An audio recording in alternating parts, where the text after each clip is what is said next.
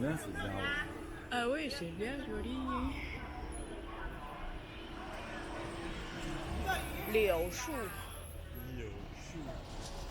大家好，今天我们计划参观故宫。我们在地铁西单站下，走进南吃子大街门楼。这条大街是沿着故宫的东墙而建，可以经由东华门进入故宫。我们跟着大伙儿一起在南吃子大街上齐步往东华门前进。街道两旁的大树提供了非常宜人的凉爽阴影，让我们可以在炎夏的北京城街上清爽地且走且逛。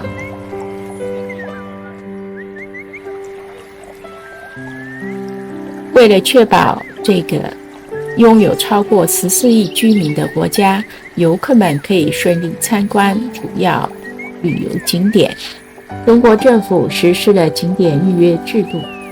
对游客而言，这意味着需要提前计划参观行程。所有这些都可以在网上应用小程序轻松完成。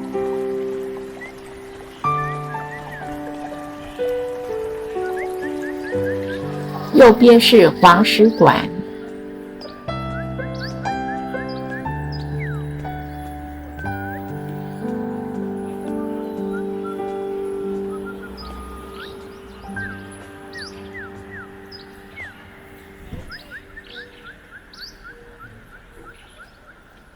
这条大街非常宜人且生机勃勃，人行道宽阔，并设有自行车或电动滑板车的停车区。在中国大城市里，几乎所有的机动两轮车都是电动的，极其安静。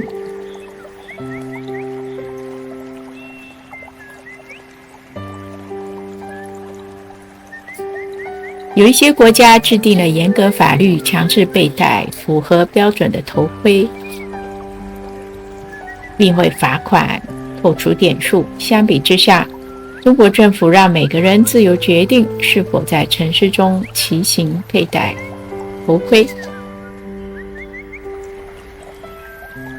南吃子大街相当的繁忙，街道两侧开着充满活力的商家。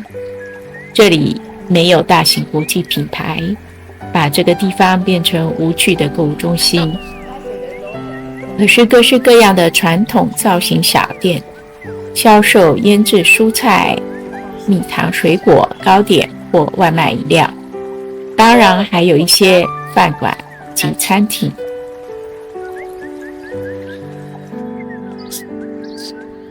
这里还有一家服装租赁店，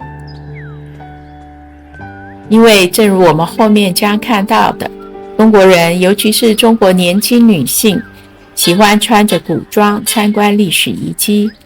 也许这是历史戏剧普及的结果，这些服装真是华丽而精致。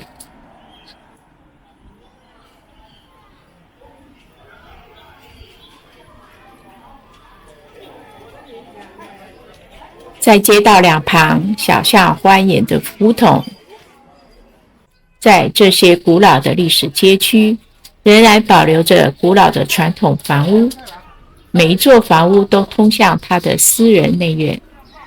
这里是南吃子美术馆。再往前走就是东华门大街。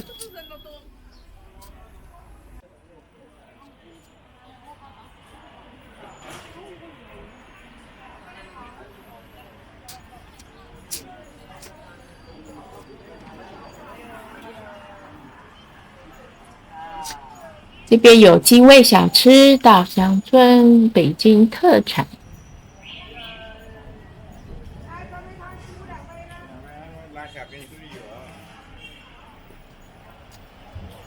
旅游中心，还有一个公共厕所。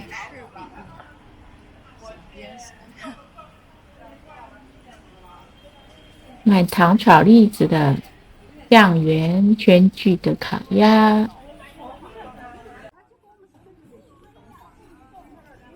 这就是东华门，东华门位于故宫东南是穿越其数百年古老城墙的入口。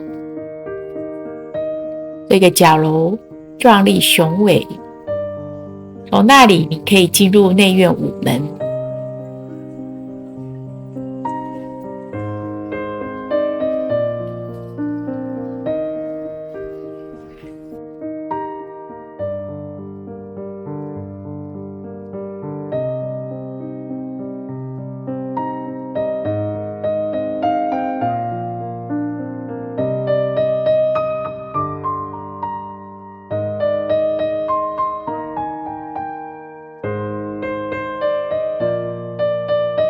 非常漂亮的角楼，这个是午门，有很多漂亮穿着古装的小姐姐。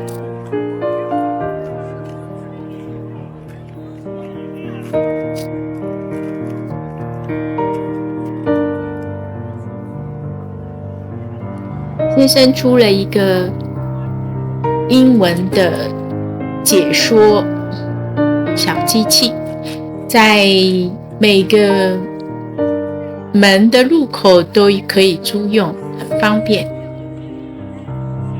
这样就不会错过认识任何有意思的景点了。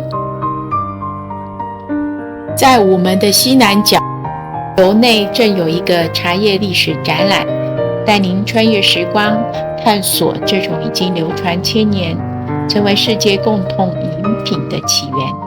您将了解茶叶是如何栽培、保存、包装和运输的。你还将了解茶道的起源。该传统始于宋朝，西元960到1279年。这也是欣赏这些古老建筑天然空调的绝佳机会，因为北京初秋时仍然酷暑难当，还可以欣赏到周围建筑覆盖着釉面瓦的金色屋顶。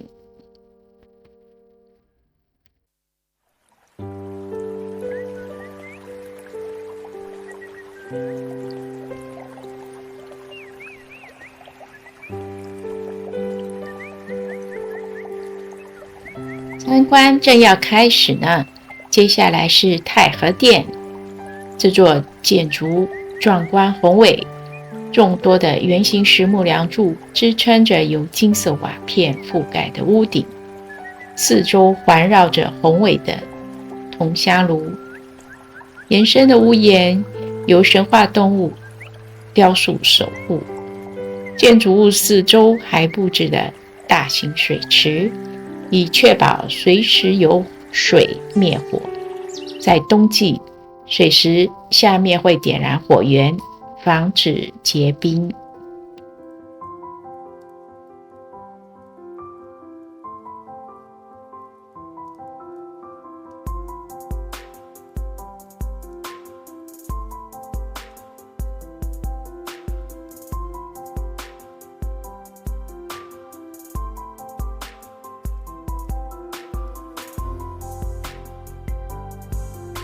中和殿内有各种各样的雕塑，包括许多朝代的骆驼、唐三彩骆驼、神话生物、观音菩萨、佛陀，甚至有一尊可以追溯到约公元2世纪的亲吻情侣雕塑。在我看来，这座原本是皇帝的宫殿的博物馆，包含的主题要比西方存在的丰富得多。3, 2, 1，想穿过云层真桑拿，燃起企鹅做丝帕，哗啦啦，滴答答，不怕。想躺在海中采羽花，热带丛林吃西瓜，自由的，放纵的长大，不怕。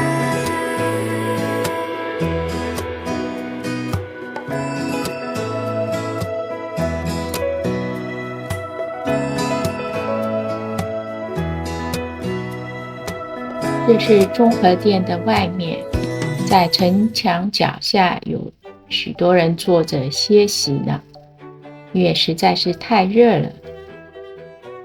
历史博物馆真是太大，这个就是大的铜制水缸，用来消防用的。那么走廊上还有不少的嫔妃们正在四目观望，穿着华丽。再看一眼，我们就要出宫了。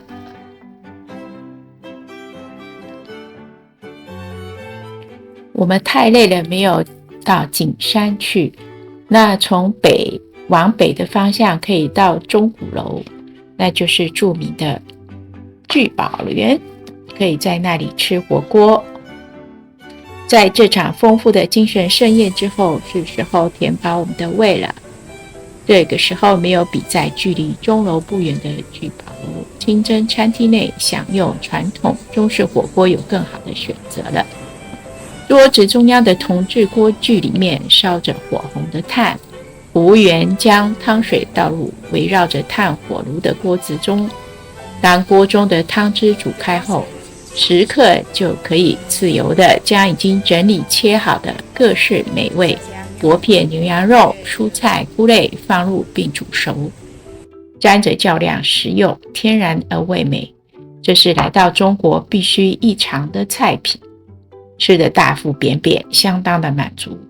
我们信步穿越街道，回到的什刹海畔，在营地桥上欣赏着其著名的夕阳美景。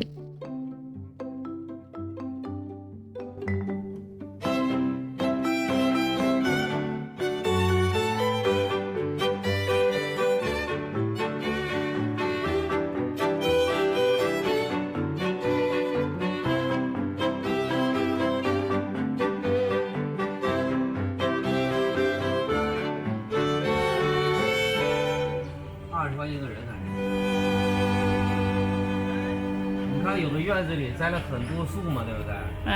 非常有讲究。过去的四合院子是什么呀？四四方方叫四合院。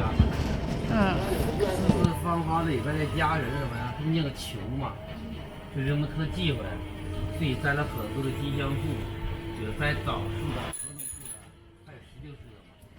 石榴树最终身心满足之际，我们决定搭乘电动3轮车，伴随着驾驶师傅兼导游的评论讲解，穿越参观大大小小的胡同，最后在位于前景胡同的后海里苑酒店处下车，结束了丰富的一天。分369等。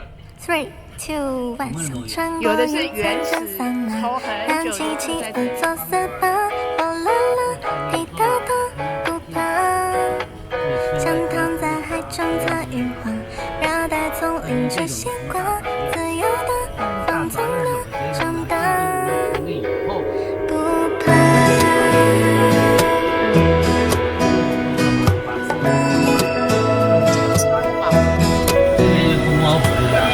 这边是恭王府，这个是了爬那个house，